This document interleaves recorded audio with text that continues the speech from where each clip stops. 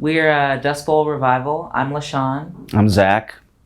And we both sing. He plays guitar. And we came in 23 hours of travel from California, but we love being here at the festival. It's, I think, one of the greatest gatherings of roots music anywhere in the world, so we had a lot of fun yesterday playing. I like going down to the haggis bar and getting the egg with the shot. That's like my favorite part of this town. We love coming to Denmark. I think people are so knowledgeable about the music we're trying to make, which is just really gratifying as a musician for people to really get it, which is awesome. Mm-hmm.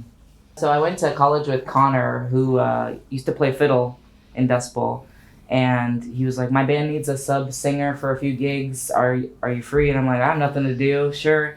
And then Liz, the former lead singer, she quit, and Zach was like, well, do you just want to be a part of the band? I was like, okay, because I'm already pretty much doing that. So yeah, that's pretty much how it happened. Super, super easy.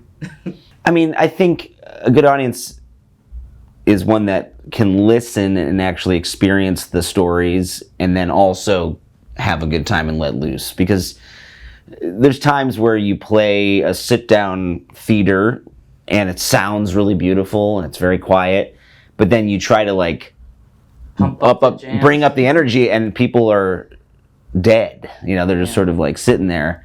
So that's like hard to, it's like there's no energy coming back at you. Yeah. So you're like exhausted.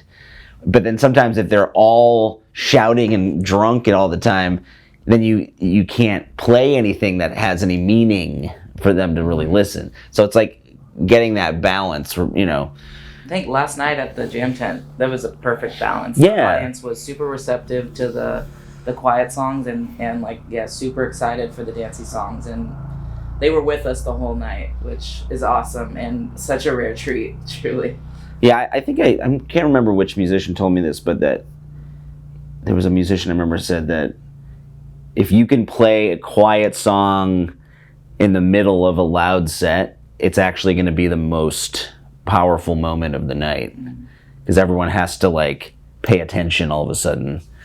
And there's a song that we do about a school shooting in the States. There's a new song that we will do sometimes about the abortion tragedy that is, our Supreme Court has created in the United States, that we have to kind of gauge the feeling of the area, because sometimes, especially in the States, like a lot of people get very upset or offended if you do that. but most of the time people are just they want to be moved. That's why they're listening to music. So I think you got to take some swings and try stuff, or otherwise, like, why are you there? Sometimes I literally will give them the choice, like, what do you think is going to be less offensive, a song covering the abortion debate or the gun control debate?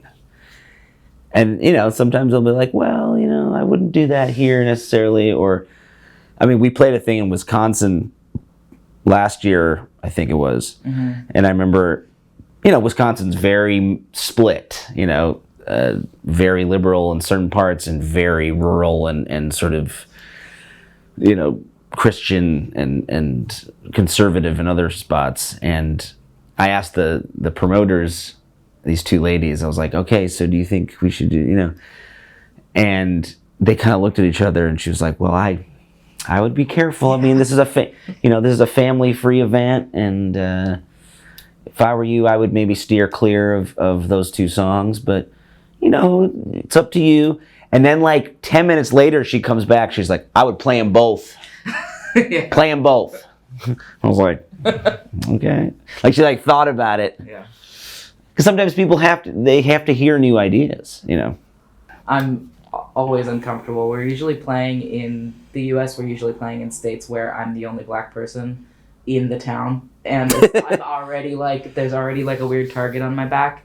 So I'm usually very anxious before playing any political songs, because I don't want to make people angrier than they are at me. We had this guy yell at us in Oregon, and he turned his back to us the whole song when we played "Get Rid of You." Didn't leave, but shouted, "Go back to California."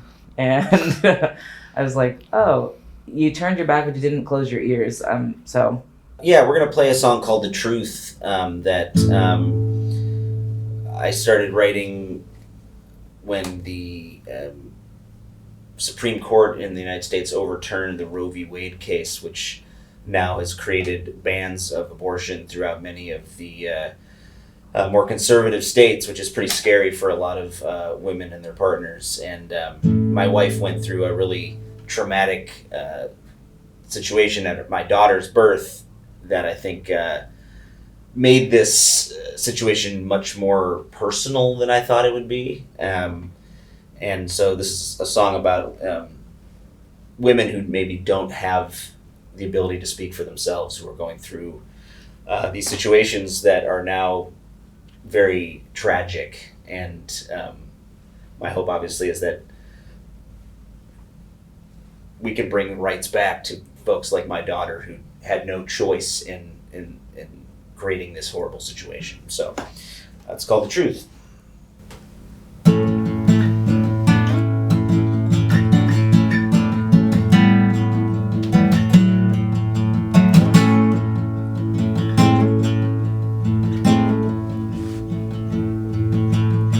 What if one man could rule the world with his hand? What if your daughter's body could be broken with a stroke of a pen? They might be marching in the street, saying that's how the Bible said it should be. What you gonna do? Tell the truth.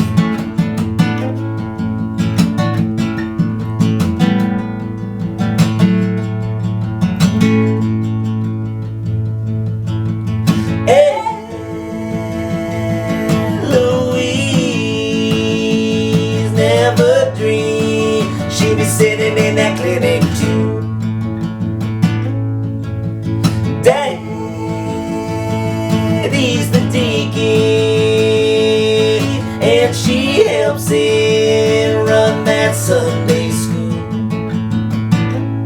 But her and Harry had a little fun.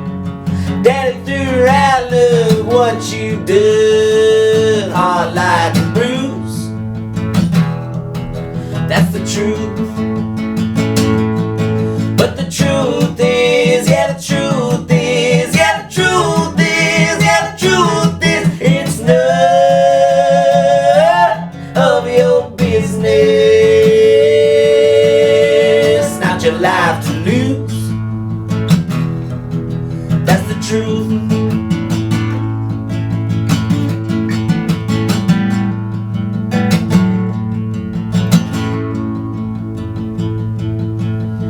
Mary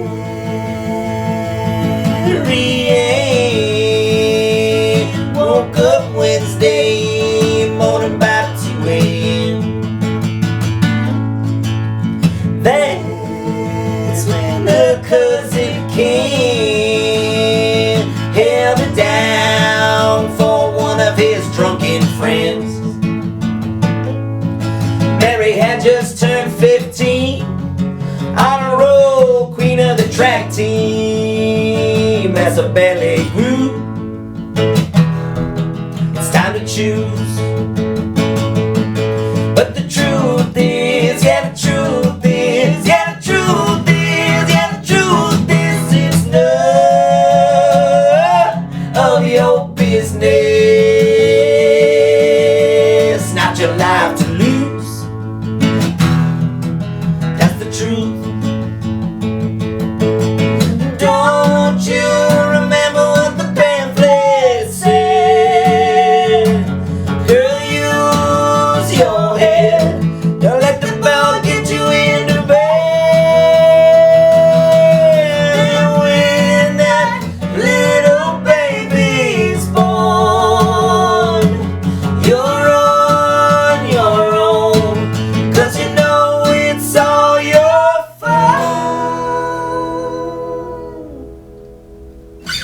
Judge Johnson has 6 children and a job he's got for life. With his ruling opinion, he holds that pen over my daughter like a knife. He don't know Mary or Eloise, all those long walks taken down those back streets. Not his life to lose. That's the truth. That's the truth. That's the truth. That's the truth.